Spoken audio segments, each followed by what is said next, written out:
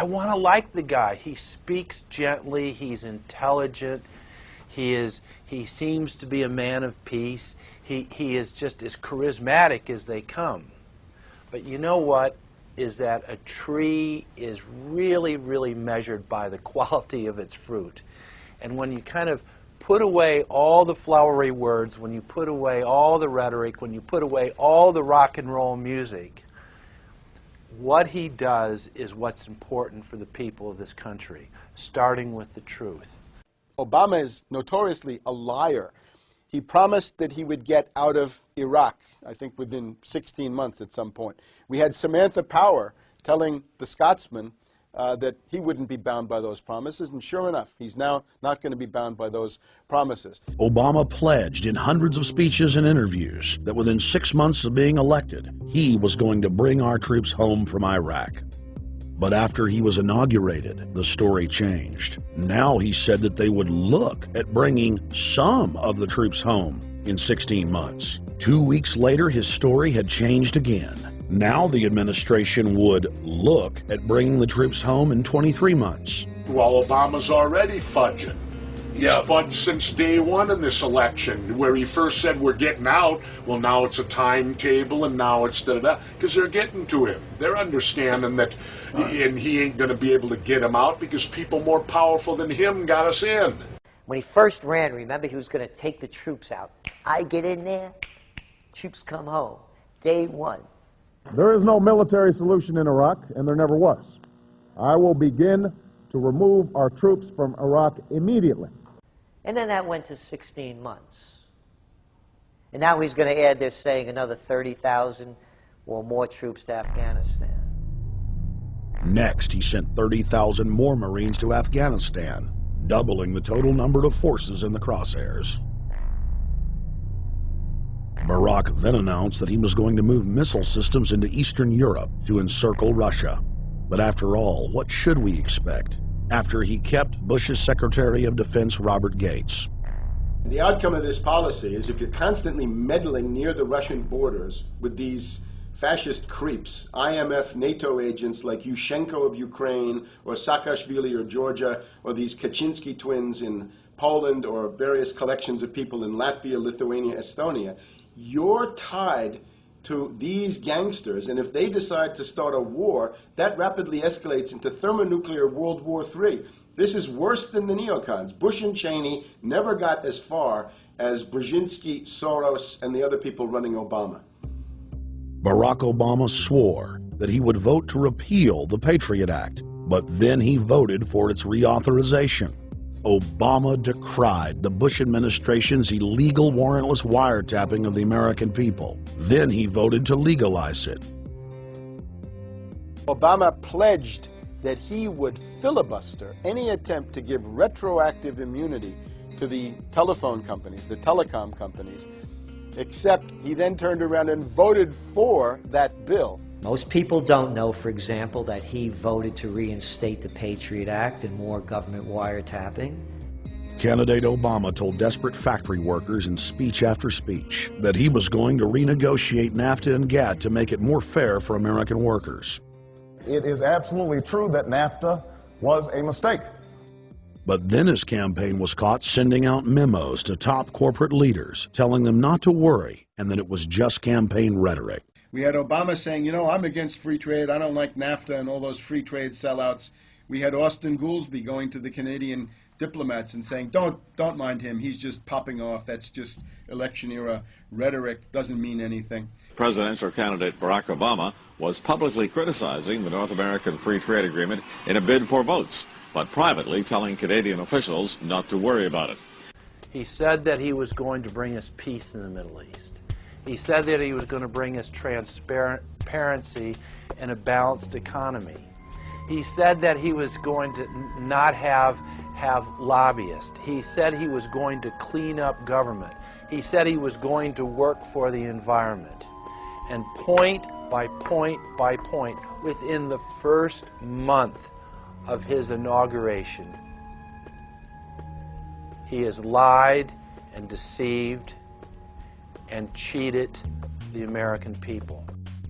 The people of the United States and the world were filled with hope that Obama was the real deal when in his first week in office he signed an executive order supposedly closing Guantanamo Bay and other secret prisons.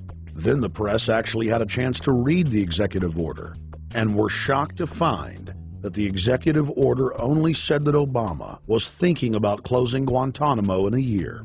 But worst of all, the executive order continued the practice of rendition, which the LA Times called secret abductions.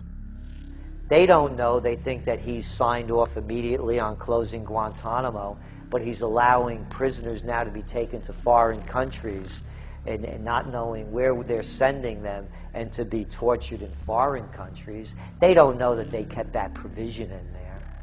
Obama is now continuing the practice of secret arrest, secret prisons, and most importantly, indefinite detention without trial.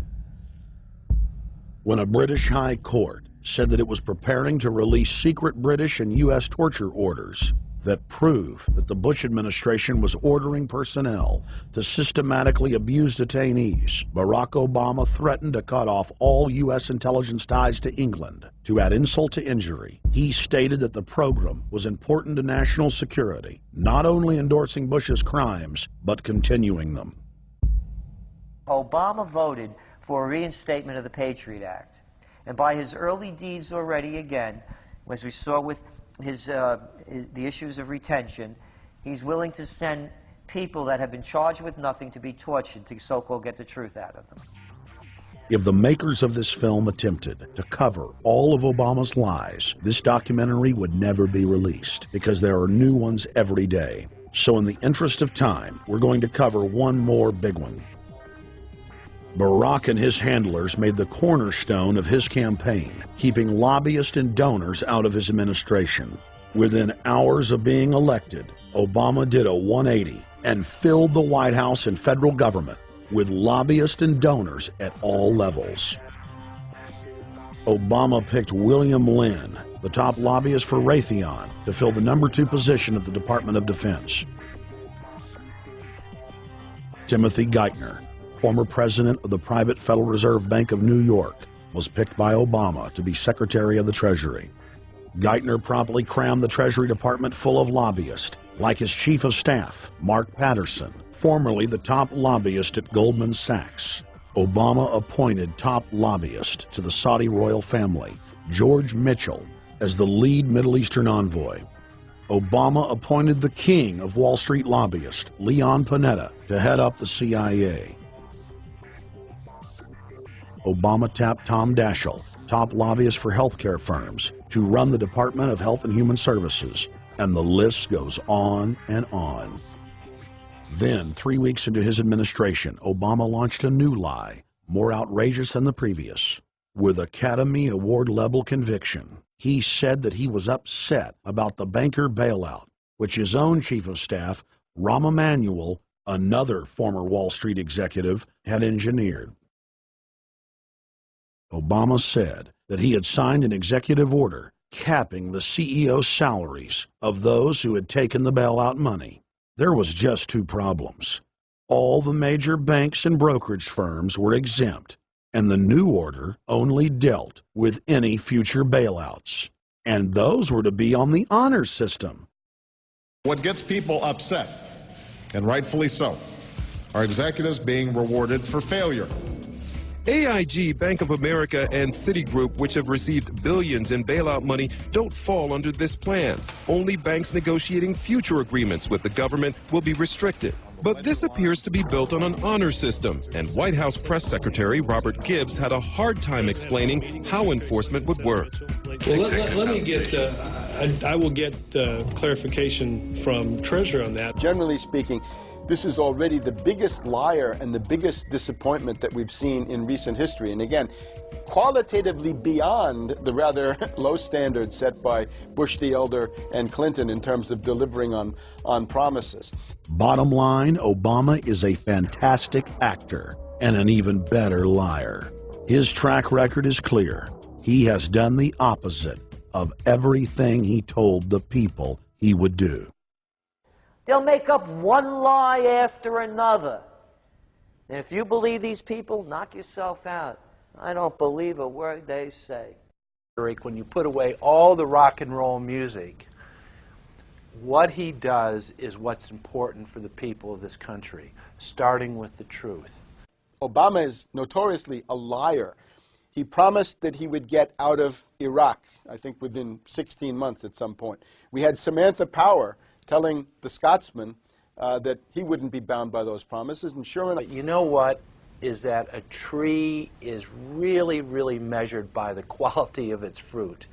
And when you kind of put away all the flowery words, when you put away all the rhetoric... He's now not going to be bound by those promises. Obama pledged in hundreds of speeches and interviews that within 6 months of being elected, he was going to bring our troops home from Iraq. But after... I want to like the guy. He speaks gently, he's intelligent, he seems to be a man of peace. He is just as charismatic as they come.